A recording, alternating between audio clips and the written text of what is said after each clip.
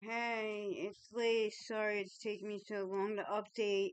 I got your comments and um I know a couple of cases like that. The Kensington Strangler um who had one survivor, his first victim actually came back out and got her, and it was a real shame. And a whole bunch of young boys took a girl who was walking down the street in the middle of the night, doused her in gasoline and set her on fire, put it on YouTube, and she died horribly and suffered massively for about a month before they tried to save her life and couldn't. The burns were just too severe. So, I mean, it's a shame that the cops aren't working harder to catch these guys. They're more or less trying to just catch the people getting high. Um, Not even like the people who are fighting each other, trying to kill each other, robbing each other. None of that seems to matter to them. Um, I mean, I was explaining to my father, I was like, weeks ago, um, you know, I went to the same spot I went to when I was 14 years old. I'm 42. I mean, something's corrupt in the system, and I mean, I've seen some things that uh make it even worse. You know, prostitutes being forced to sleep with cops just because they don't want to go to jail. Um, and I've seen things get thrown down at people's feet and planted on them. Um, I have heard some good news that like some of these guys have been caught and fired, but it's just not enough, you know. I got jumped by four young kids for my purse, and they'd been causing havoc everywhere. And I believe they're the reason why this young girl who was kidnapped at Quick Stop a month or two ago, um, I believe they're the ones who took her because she hasn't. I haven't seen them lately, and they were like beating people to the brink of death. Um, and that's a damn shame. Like, where are the cops doing that? And the guy who assaulted me years ago, they still haven't found him. And the 911 call that I made from the house, they were able to ping it. But because I couldn't take them physically there, because I wasn't sure exactly how to get there, they said, well, we don't have a case then. You got my 911 call. I've been beaten up. And word of advice to anybody who does do dates and you're attacked, do not accept money because then it's not a legal transaction, but they can't really do anything to the guy because you agreed. So, but I didn't I didn't take anything. I just got the hell out of there when I was able to, talk my way through things before before he sold me off.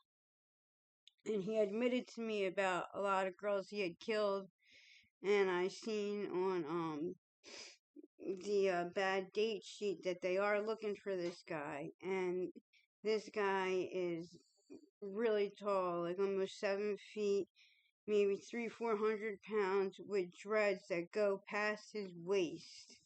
African American gentleman, and I ran into him again like a year and a half ago, and luckily he didn't recognize me, so I got out the car because And by the time I did, he did recognize me and tried to come after me, but I ran up to some friends.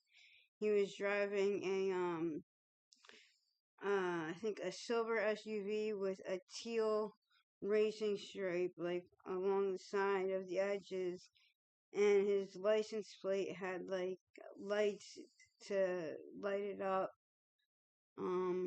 If you ever see that guy, stay away. He'll tell you to go to his house, um, and that's where the mistakes are made. And a couple of girls being taken over to Camden, and just like your comment said, being raped, tortured, beat up, even after the guy kills them. Um,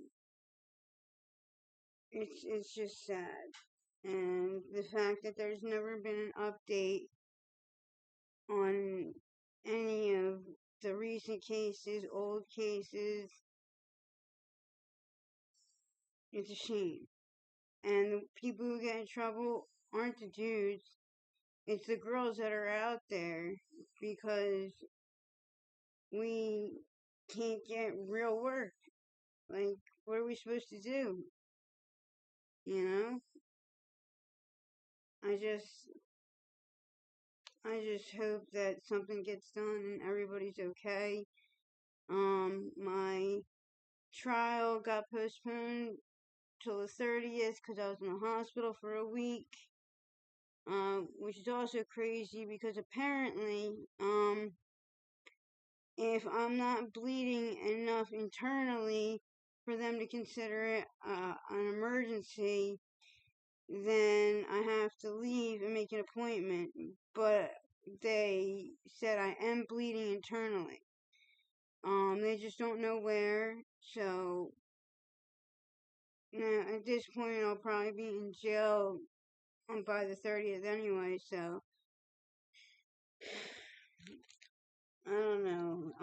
And the things I went through while I was locked up was even, it was like medieval. No toilet paper for 4 days. You know, I was attacked 3 hours before the hearing, but showed up anyway, trying to explain that to the judge.